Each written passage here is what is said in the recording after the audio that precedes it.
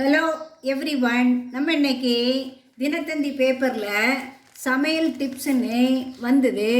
அந்த சமையல் டிப்ஸை நம்ம இங்கிலீஷில் ட்ரான்ஸ்லேட் பண்ண போகிறோம். அதில் நிறைய கொடுத்துருக்காங்க. நம்ம ஏதாவது ரெண்டை எடுத்துக்குவோம். நமக்கு நல்லா தெரிஞ்ச மொழி தமிழ். அதனால் தமிழ் மூலம் ஆங்கிலம் கற்பது மிக மிக எளிது. நீங்கள் டைட்டிலில் பார்த்துருப்பீங்க. அதுக்கு ஈக்குவலண்டாக உள்ளதை தான் இங்கே பார்க்க போகிறோம். வாங்க வீடியோக்குள்ளே போகலாம். இப்போ அந்த முதல் டிப்பு என்னென்னா, பீன்ஸ் பருப்பு வேக வைக்கும் போது முதலிலே உப்பு போடக்கூடாது. அப்போ இந்த இதில் ஃபஸ்ட்டு இதில் எதை எடுக்கணும்னா உப்பு போடக்கூடாது. உப்பு போடக்கூடாதுன்னா நம்ம என்ன எழுதணும்னா don't put salt. Don't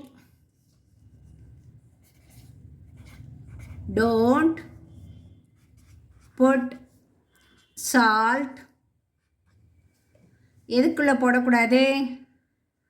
beans பருப்பு வேக வைக்கும் போது. அப்போ don't put salt first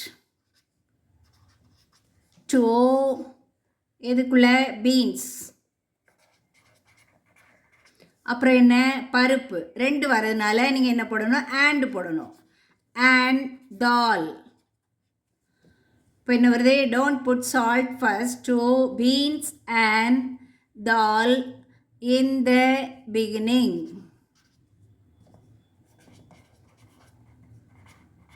In the beginning of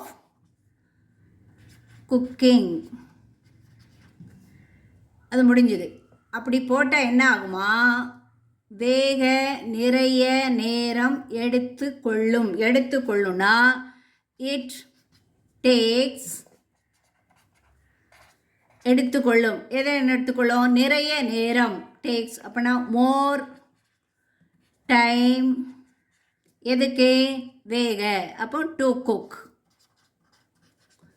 பாருங்க, don't put salt first to beans and dal in the beginning of cooking. It takes more time to cook. இது first tip. இனி அடுத்த tip கொடுத்துருக்குறேன் பாருங்க. கேரட் சூப் செய்யும்போது சிறிதளவு சேமியாவை வறுத்து போட்டால். அது வரைக்கும் நீங்கள் எடுத்துக்கணும். அப்போனா என்ன போட்டிருக்கு? சிறிதளவு சேமியாவை வறுத்து போட்டால். அப்படின்னா வறுக்கிறதுக்கு ரோஸ்ட்னி பேர். எது? சேமியாவை. சிறிதளவுனா லிட்டில். அப்போ என்ன பண்ணணும்? ரோஸ்டட் சேமியா. போட்டால்னா புட்டுன்னு அர்த்தம்.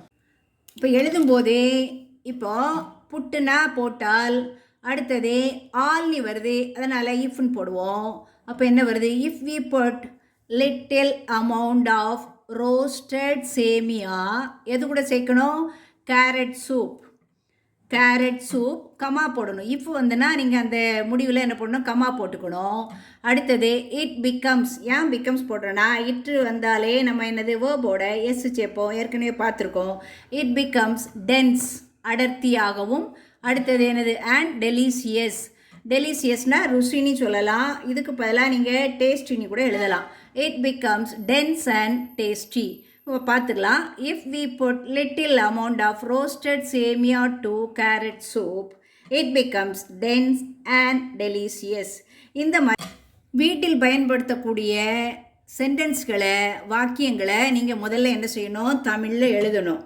அது சமையல் குறிப்பாக இருக்கலாம், அல்லது காலையில் நான் இத்தனை மணிக்கு எழும்புவேன், அதுக்கப்புறம் நான் இதை பண்ணுவேன் அதை பண்ணுவேன்னு நீங்கள் என்ன செய்யணும்? தமிழில் எழுதி வச்சுட்டு திருப்பி நீங்கள் டிரான்ஸ்லேட் பண்ணிங்கன்னா ஈஸியாக என்ன செய்துக்கலாம்? ஆங்கிலம் பேச கற்றுக்கலாம். தேங்க்யூ.